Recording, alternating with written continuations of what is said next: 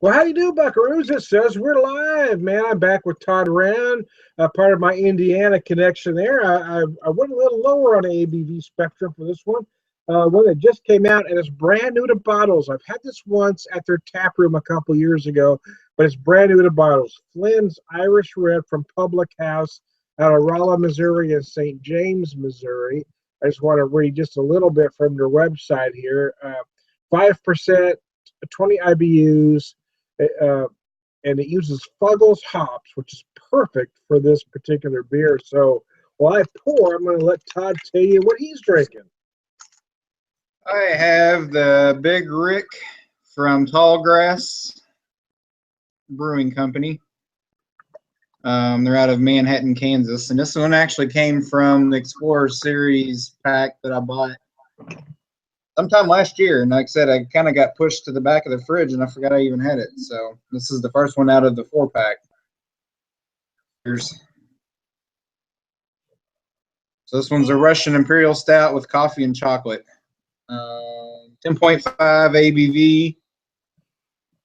Use. Nice, very nice. Pours nice, dark, typical. It didn't kind of dissipated pretty quickly. Let's just see that one. As far as some of the Irish Reds I've had, this one actually is a little lighter on the color spectrum than most that I've had. Most have a little deeper amber to them. This one you can clearly see all the way through. But it has a nice kind of eggshell head on it. So I had this once at their tap room, and I remember enjoying it, but this is the first time it's been available in bottles. So as usual, I've got this one a lot colder than it should be. Yeah, you know what? I'm probably the same here. I mean, I just pulled this one out of a cooler. I let it sit about 10 minutes, but it may be a tad colder than it needs to be. Definitely getting the big coffee notes right up front, especially for being cold. I'm sure it's been a while since it's been probably over a year or better since I've had this one last. Probably when I first started hitting distribution in our area, which was probably about a year ago.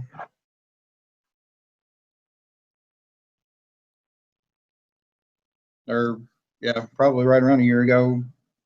Exactly.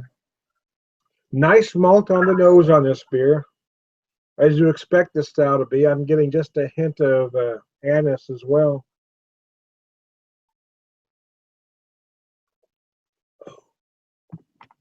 Oh, nice. Yeah, nice flavor. A nice malty beer. Again, these beers like this aren't trendy these days, and they tend to get overlooked for hoppier fare. But I don't know. There's something to be said for a nice malty beer like this. Yeah, I like a good malty beer. It's a good change of pace from the bitterness. You know, you get a nice caramely sweetness to them. Yeah, it seems like everything has to be grapefruit or orange juice these days. I mean, you know, it's funny, as popular and as trendy as those New England IPAs are, I mean, they really seem one-dimensional to me. Yeah, almost gone to the point of being almost too juice flavored. Well, yeah, I think the ones there are a handful that are really done well, that are extremely enjoyable, and then there are more that are just hopping on the trend. You know, it's like any trend. I mean, the first handful tend to be really good. Then after that, it just seems to be like we're dogpiling on. Yeah. But anyway, you know, they're all good. I like the them. Irish Red style tends to get overlooked. I mean, it kind of is a bastardized style, but I don't know. It's just this particular version is very enjoyable. Have you had that one very many times? No, well, like I said, I've had it once before at their tap room, and this is the first time it's been available in bottles. Gotcha. I didn't catch that part. Sorry. So are you how have you tried many flavors from Tallgrass? How familiar are you with that brewery? I haven't had a ton. I've had several of the Buffalo Sweat and the different variants of it. I've actually still got a couple of those in the fridge. It came in this pack. Had some of their IPAs. Our local liquor store, the Keg Liquors, he did a kind of a sampling type thing when they first hit distribution last year here. I want to say it was around this time last year, maybe even a little bit longer than a year ago now. Just as a welcoming type thing, he does free sample type beers, and he does that a lot of times with some of your bigger, more popular type brewing companies. First Tallgrass I actually had my old employer, company I worked for, is based out of Iowa, and one of the girls in our office, when she would go back home to Iowa, I'd give her some money, and she'd bring back a carload of different beers, and she'd bring back a lot of the Tallgrass stuff a lot of times. And that was several years ago, before it actually started hitting distribution here. Mm-hmm. So pretty good. I haven't really had one that's not been. Most everything I've had from them has been good. It's probably about 12 years ago when I first had them, and I really liked them.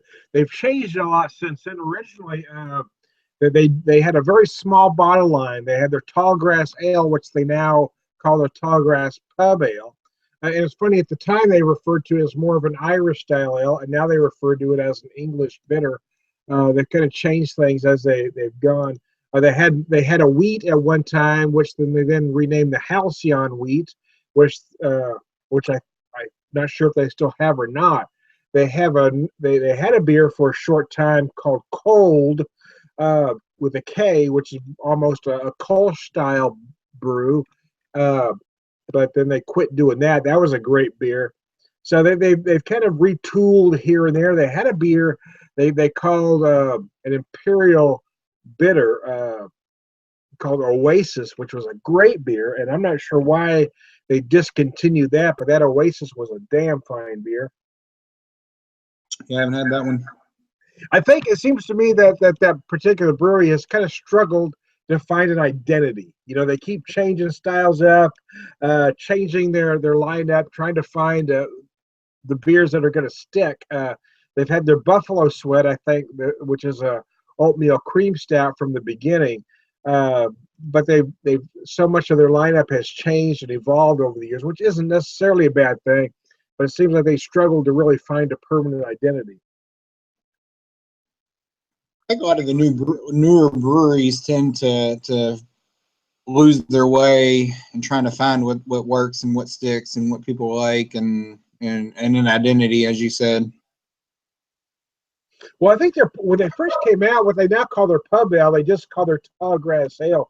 That was really nice. It reminded me a lot of Smithwick's, more of an Irish ale, but now they describe it more as kind of a British mild, I guess. I think I said bitter, but I meant to say mild early on. I don't know. It just depends. I don't know. It seems to me that they've kind of lost their identity trying to find an identity, rather than if they just would have stuck to what they were doing well, rather than keep trying to change to find the trends. And I think that's when a brewery tends to lose itself. Yeah. They were doing some great stuff right away. If they just would have stuck to their guns, I think they would have been fine. But there's been so many new breweries that came out since that I think they've kind of struggled to find where they fit in at all. Probably, shoot, lost my train of thought. What I was going to say there. Oh, sorry, I rambled, man. Oh. Up with the trend, I think is what I was going to say. They're probably trying to keep up with the trend of coming out with a bunch of new stuff. I think that's what happens to a lot of breweries. Afraid of people going to get tired of the stuff that they bring out that's really good and what's got, kind of got them place. Yeah. What you go with your like Shafleys and I guess you could say and is fairly accurate on, they have their mainstay.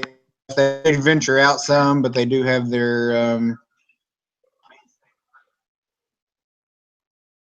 yeah, Shafley again. I think they've had some similar issues, but they've been able to kind of find an identity. They've stuck with most of their core brews and tried to keep adding new brews. Whereas Tallgrass, I think they've changed a lot of their core brews rather than just trying to find the seasonals that work. Now this one's got more coffee to it than I remember. A lot of chocolate in this, as it says on the can. So, but I will say about, I don't know, a couple, 3 weeks ago, I had the Tallgrass King Buffalo Imperial Stout. That was absolutely brilliant.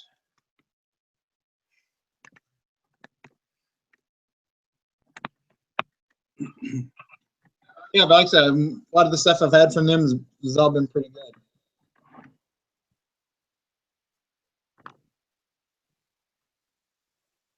Are you there? I lost your audio for a second. Yep. Okay, there we go. Yeah, you know. Well, you went out. I didn't see your picture. Now you're back in. Yeah, I had to reshuffle, so I turned my camera off for a second. So I'm having trouble getting comfy here. Oh, so the Buffalo Sweat.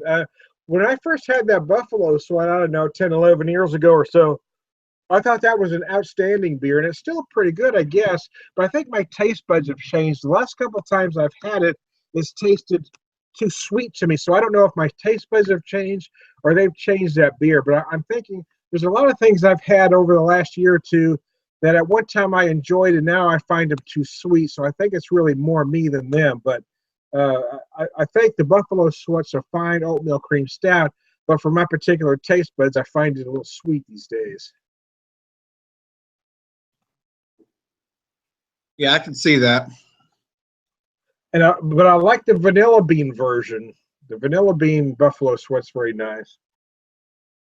Yeah, actually, that was one I've got. It came in that pack, just a regular and then a vanilla bean. When I was gonna crack that one open, if I couldn't find where the heck I did with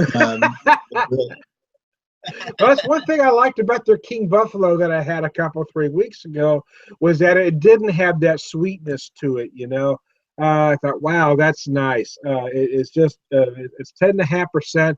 It's only $8.99 for a 4-pack, which really isn't bad for 10.5% beer. It's really put together well. So if you could find that King Buffalo, pick it up. Yeah, I haven't seen a whole lot of new stuff out of them hit this area, so I'm not sure what's going on with the distribution of their beers in general. Somebody would get the typical same old 4 or 5 different styles or brands, and then that's it. But I'll keep an eye out for it. I'd like to try that one. Now, Public House is a small brewery in Rolla in St. James, Missouri. But I think about 2 years ago, they partnered up with a winery, St. James Winery, which added some distribution. Now, I'm sure they're not your way yet, but they are getting to more places. They have a nice, solid lineup. They have a great stout called Revelation Stout. That's just a very nice dry stout. They have an IPA that's interesting. It's very not trendy. I mean, it's extremely not trendy. They call it elusive IPA, and he said he called it elusive IPA because when he first tried to make it, he found that the hops that they wanted to get had been bought out by the larger breweries. At the time when he first started to make it, there was a hop shortage. The larger breweries were buying in such large quantity that he couldn't afford to pay the prices he needed for certain hops. So he made that IPA using a variety of hops that aren't typically found in an IPA. And he made this great IPA, in my opinion. So do they get a bigger discount on, which I would assume that they would, on ingredients like your malts and your hops and stuff, more of the quantity that they buy? Well, yeah, I mean, the larger breweries, I mean, it's just like a retail outlet. The larger stores can get better buys than the smaller ones. So it does hurt some of these small breweries, especially when there is, a hop shortage. When you've got especially when hops become trendy, when you have so many breweries trying to buy Citra or Mosaic hops, for instance, then you've got a small brewery that just wants, a much smaller quantity. They usually have to pay a large amount, in many cases more than they can afford. Do any of the breweries do you know of like team up for buying power, and you get 4 or 5 different breweries buying. That's a great idea. I don't know of any that do, but I'm sure that has to exist on some level. But that is a great idea that some might form an alliance to buy and then split up. Yeah, I'm not aware. I don't get that close or ask those kinds of questions. But yeah, that's a great idea.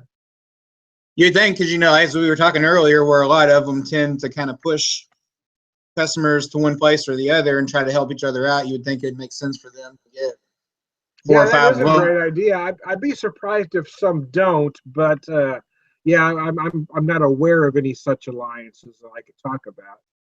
Yeah, it would seem like it makes sense to get 4 or 5 of them together and buy bulk. That would make sense. Yeah, that certainly would.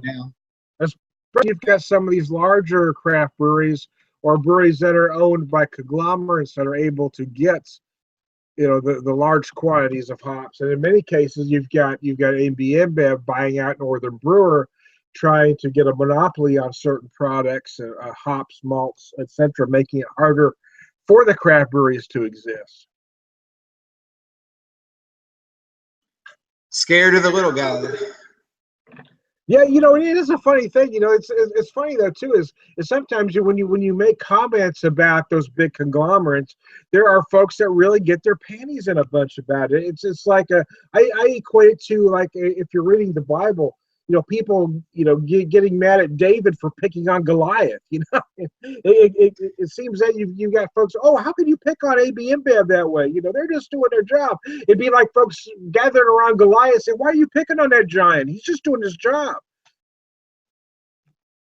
Yeah, I mean, I guess I could see on their part wanting the idea of buying some of these smaller guys so that they're not having to necessarily change up any of their production lines and still have. Well, of course. I mean, yeah, if you're the big guy on the block, you certainly want to stay there. But I don't know how folks can really jump on the little guys for trying to exist either, which is what seems to be going on. You've got folks defending the big conglomerates for trying to crush the little guys, and it seems like a bizarre paradigm. Yeah. You got folks defending Goliath instead of saying, "Hey, that David's doing a great job up against that Goliath guy." Instead, you've got the opposite. You've got folks going, "Hey, why is that little David dude picking on Goliath? He's just doing his job, man." And I guess at the same time, I can't blame some of those companies for selling out and getting the money and run. And you've got folks that will defend, AB InBev and all those big conglomerates right to the end. I mean, and if you say anything about them, they act like you just said something bad about their mama. A lot of people take that to heart, that's for sure. Yeah, it's just bizarre to me. I mean, it'd be like yeah. I mean, I just don't get it. Why are you getting? I didn't attack you personally. Why are you acting like I just insulted your mama? You say something about Miller Lite, or you say something about Budweiser or Bud Light, and they act like you just insulted their mother. Yeah, some take it personally, like you did. It's just truly bizarre to me. I just don't get it. Oh, mercy, Percy. So I just finished my beer actually. And I didn't give a whole lot of notes about it, but bottom line, for this style, it's nice. It does what you want it to do. It's not heavy. It's easy drinking. It's pleasantly malty, yet it's not overly sweet. It dries up nice in the end. The Fuggles hop is perfect in this particular variety.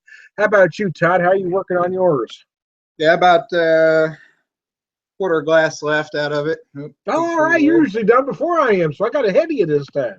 Yeah, you did. Hey, did you ever find your missing beer? Yeah, that's what I'm drinking. Oh, you found the missing beer. It's a Russian Imperial Stout, and it says with coffee and chocolate, but to me, it can almost be called a coffee stout. It's huge on coffee from what I remember. Yeah, it's more, and I don't really get much of the chocolate out of it. It's all coffee, in my opinion.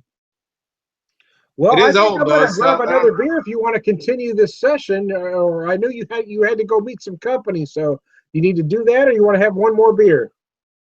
I still got a couple hours, so. All right, well, let's have another beer. I'm gonna mute my camera or stop my Just turn my camera off so you look at my icon just long enough for me to go to the cooler and get a beer. I'm going to go grab one too because I'm almost done with this one. So I'll be right back. So anybody that might be watching us, hang on. We'll be right back.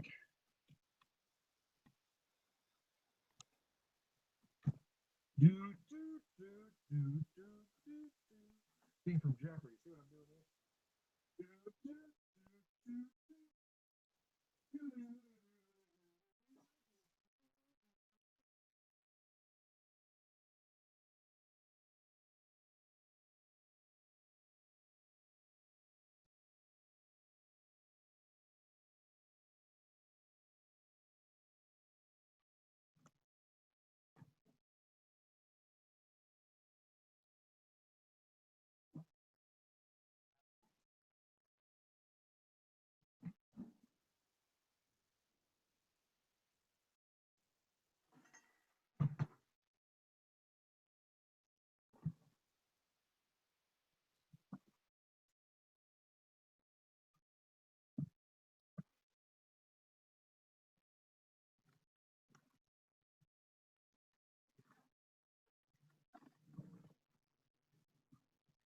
Son of a.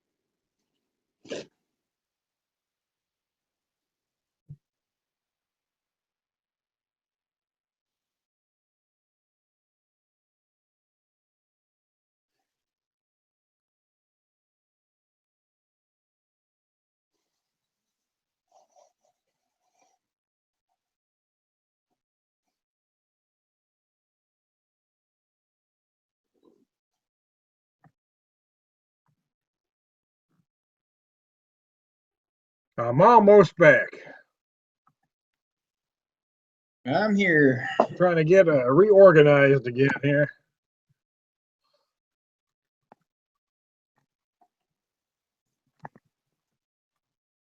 Oh, my camera didn't want to work now, darn it.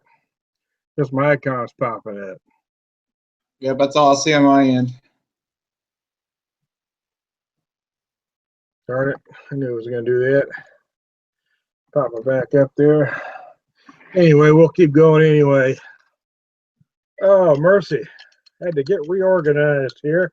So what did you bring for part 2 of this particular session? I am now popping open a beer. It came in my last, my 6th and final Beer of the Month Club shipment that my wife bought me for my birthday in September. I got it the other day, so this is one of the first ones I've had out of it.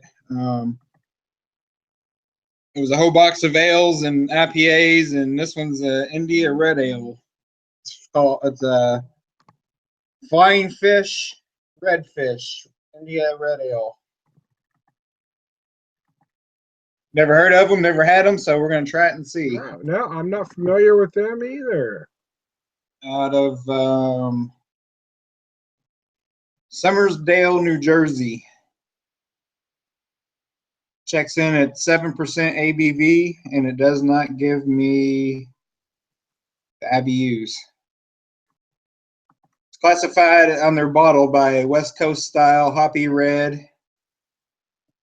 Features the finest and brashest Northwest hops: Cascade, Centennial, Chinook, and Columbus.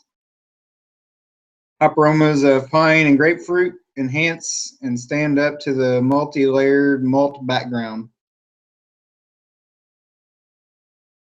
Uh-oh, are you there?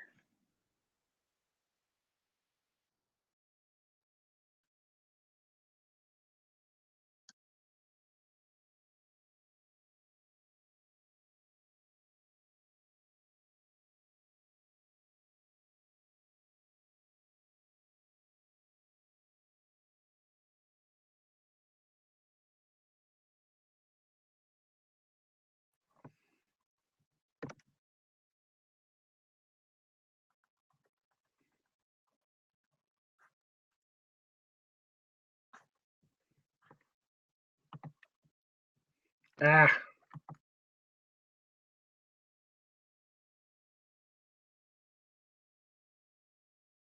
Well, son of a biscuit.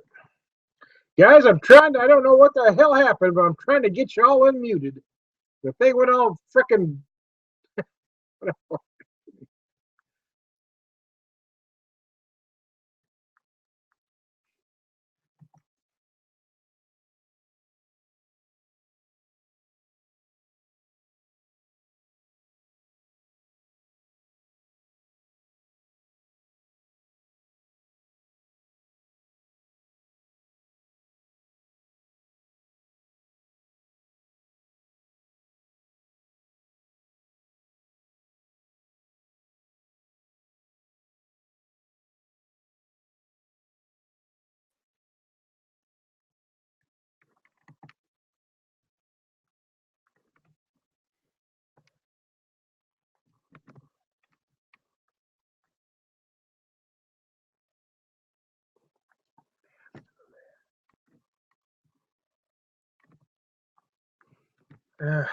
well, fuck.